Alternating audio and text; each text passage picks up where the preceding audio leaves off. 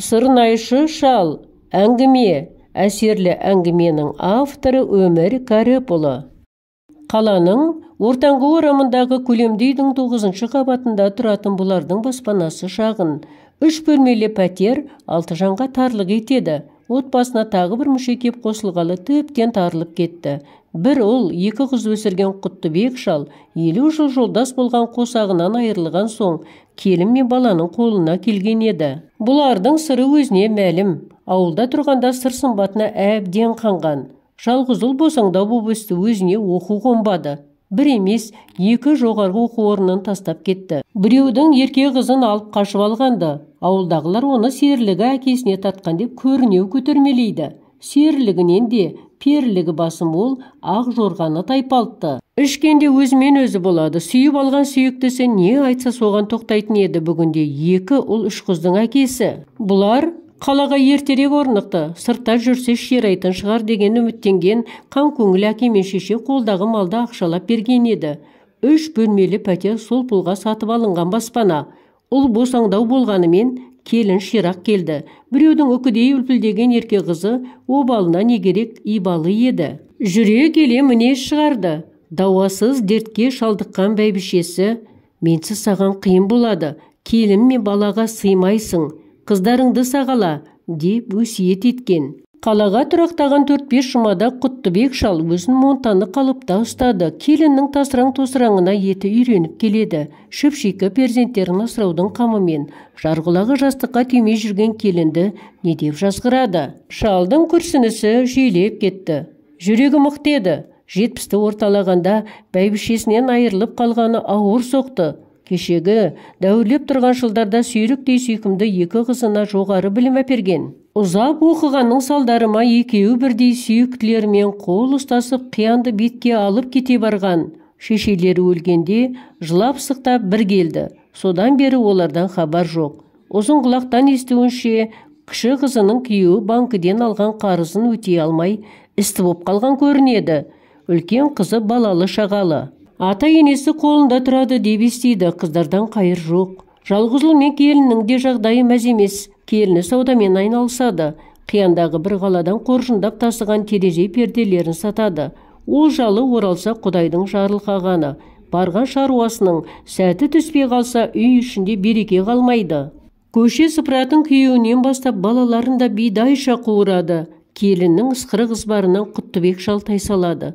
Немерелеріне алданайын десе, келіннің қабағынан жасқанады. "Атай, балаларды мазалай бермеңіз. Бұлардың сізді тыңдауға мұршасы жоқ. Уақыттары шектеулі. Көп оқып, көп түртінеді", деп бір емес бірнеше ескерткен. Аталарына ыңғай беретіндей оларда да сондайлық пейіл жоқ. Түрік құлақ темірге шұқшияды да жатады.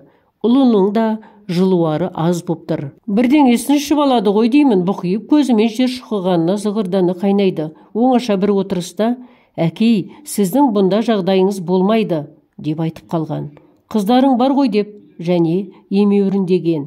Әке шешелерінің қырпымен болама, балалары да аталарына салқын тартып тұрады. Қолынан шығармайтын көне сырнайын құлаштап соза бергені сол екен. Көзілдірікті үлкен немересі: "Бросьте эту штуку", деп секіріп қалғанда селк етіп шошып кетті. Ескі серігі сырнайды құйқылжытқанда көмейінен жыр төгіліп сала беруші еді. Сондай сілкіністе арқабасы жазылып бір жасап қалатынды.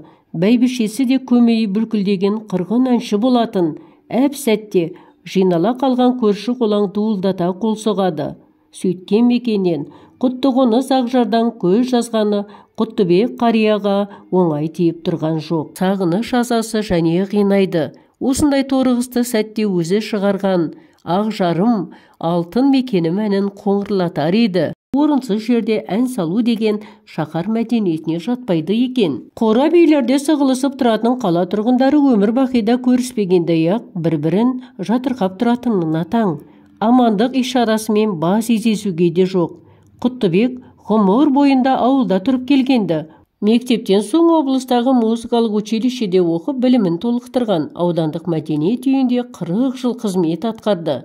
Жарқосағы Бибінұр бір сыдырғы әнші болатын. Жұбайының әкесі Қос орденді атақты аға жопан. Содан да бұлар тұрмыстан аса таршылық көре қоймады. Нарыққа бет бұрған жылдарда өнер шаңырағынан ұсамады. Ерлі-зайыпты қос өнерпаз өтпелі кезеңінің ауыртпалығы жұқартқан ауылдастарының көңілін ән күймен демеді. Өзінің өнердегі тұңғыш әні Ақжар вальсі шырқалғанда үлкен кіші қосыла әндетеді. 50-ге тарта жазған әнінің шырайлысы осы Ақжар вальсі болатын. Әнді Ақжардың үлкен кішісі күні бүгінге дейін шырқайды. Сондай ыстық ұя Қайран ауылды қиып кету Құттыбекке ауыр соқты. Өзі жетекшілік ететін Ақжарым алтын бесігім ансамблі кезінде Қазақстанға белгілі болған еді. Ансамбль қызды-қызымен Мәскеу төрінде көріп қайтқан. Қайран сол жылдар еске түскенде Құттыбектің көкірегін күрсініс кернейді. Бәйбішесі өмірден озған соңда 2 жыл шыдаған. Жалғыздыққа төзе алмады. 40 жыл тұрақ болған құтты ұясын сатып, ақшалап алған соң амалсыздан қалаға жылжуға тура келді. Жолға жиналған әрі-сәрі күндерде мәдениет үйіне қайта-қайта барғыштай бергенді. Осы құтты өнер шаңырағында жарты ғасыр ғұмыры өткен еді-ау. Мәдениет үйі қала үлгісімен салынған көрнекті болатын. Көз көргендердің де қатары селдіреп барады. Құлынтайдай тебіскен жора жолдас көзіне шаншау жалынады. Жарты ғасыр қол ұстасқан Бибінұрдың басына күніге бір бармаса, көңілі көншімеуші еді. Қауқылдасқан қатарластары бірте-бірте сол жаққа қоныс аударған. Аузын ашса көмейі көрінетін аңқылдаған ағалары да қалмады. Өзінің де келісіп тұрғаны шамалы. Бір кездегі жігіт дүрі, өнер серісі кәрлік салдарынан ұсқынсыз әруейге айналған. Шіркін сол жалындаған мұңсыз қамсыз күндер-ай. Сахнаға жарқ етіп шыға келгенде келісті ер кейпі көрер көзді тұсап тастайтын еді. Көз алдына өткен күндердің елесі келер еді.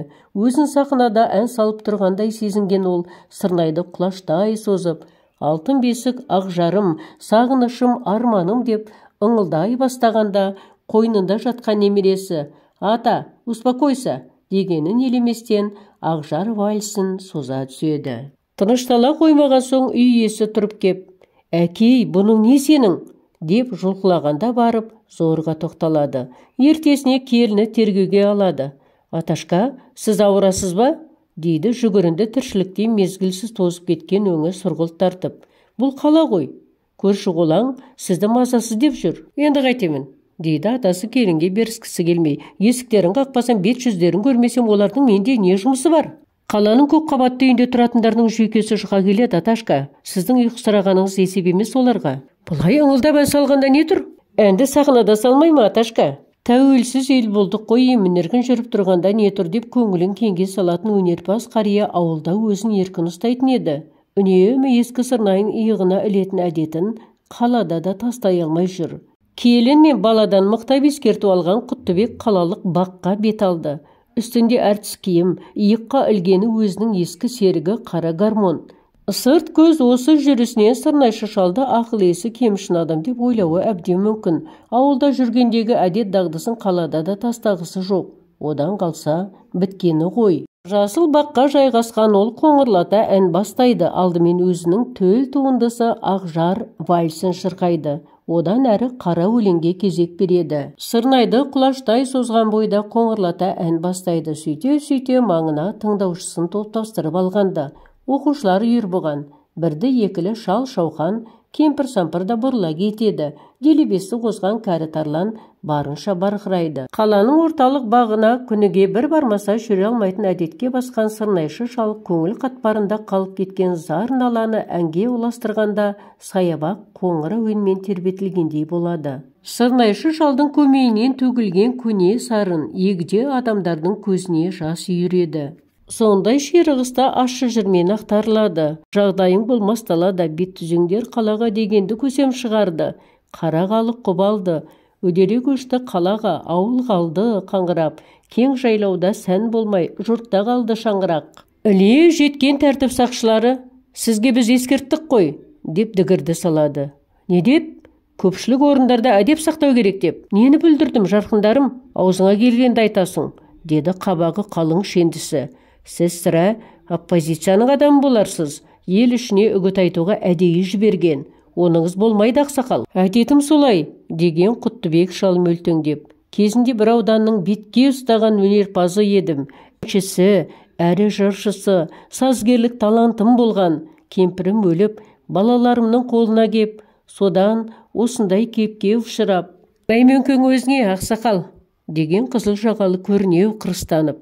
Не шықса үлкендерден шығады. Сендерді көрген жастар қайтып өңсін. Түс кәне алға. Осыдан бұлайғы жерде Сырнайшы шалға аңду түсті. Тәртіп сақшыларының ескертуін қаперге алған келін мен бала қарияны үйден қия бастырмай қойды. Түн ұйқысы бөлініп жай кеткен қария Сырнайды сыңсытқанда долырған келін атасының гармонына жармасып бергенді. Бұл аспап өлгенімше менен ажырамайды қарағым, деді шал балаша кемсеңдеп. Келіні үйпе-сүйпе шашын дудыратып, ұйқы бер, ona түріңмен ешкімге де сыймайсың, сізден қыздарыңыз да безіп жатыр.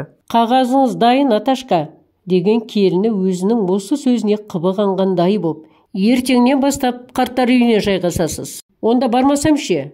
Өйтетін болсаңыз, есі ауысқандардың қатарына жатқызылып жындыханаға тұрақтайсыз.